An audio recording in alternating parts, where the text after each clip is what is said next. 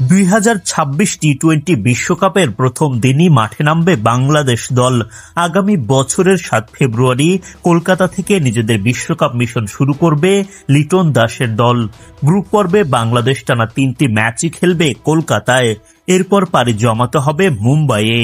দুর্দান্ত পারফরমেন্সে টুর্নামেন্টে টিকে থাকতে পারলে শ্রীলঙ্কার 3টি ভেন্যু সহ আহমেদাবাদ কিংবা কলম্বোর ফাইনালে খেলার সুযোগও মিলবে।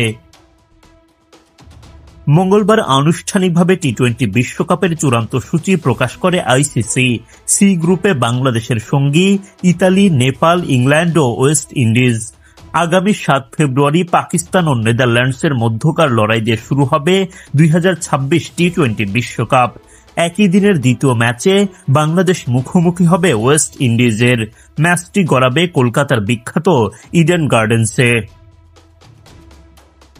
একদিন বিরতি দিয়ে 9 ফেব্রুয়ারি বাংলাদেশ নিজেদের দ্বিতীয় ম্যাচ খেলতে নামবে। সেই ম্যাচে তাদের প্রতিপক্ষ ইতালি। কলকাতার মাটিতেই ইতালিয়ানদের বিপক্ষে বাংলাদেশিদের লড়াই।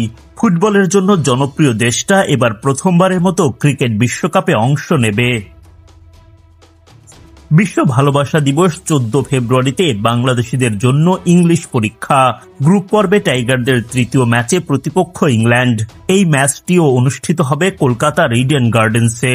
এরপর কলকাতা পর্ব পেরিয়ে 17 ফেব্রুয়ারি মুম্বাইয়ে বাংলাদেশের প্রতিপক্ষ নেপাল।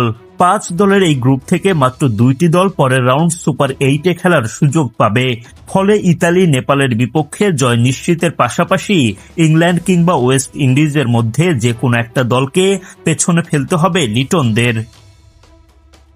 এদিকে এই বিশ্বকাপের অন্যান্য গ্রুপগুলোর মধ্যে এ গ্রুপে রয়েছে ভারত, পাকিস্তান, যুক্তরাষ্ট্র, নেদারল্যান্ডস ও নামিবিয়া।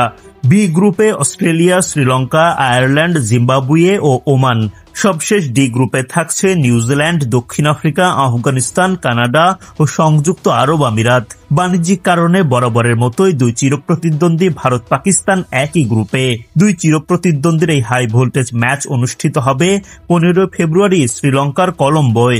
এদিকে ফাইনালের জন্য 2টি ভেন্যু নির্ধারণ করে রেখেছে আইসিসি। পাকিস্তান যদি ফাইনালে যেতে ব্যর্থ হয় তবে 2026 টি-20 বিশ্বকাপের ফাইনাল অনুষ্ঠিত হবে ভারতের আহমেদাবাদে।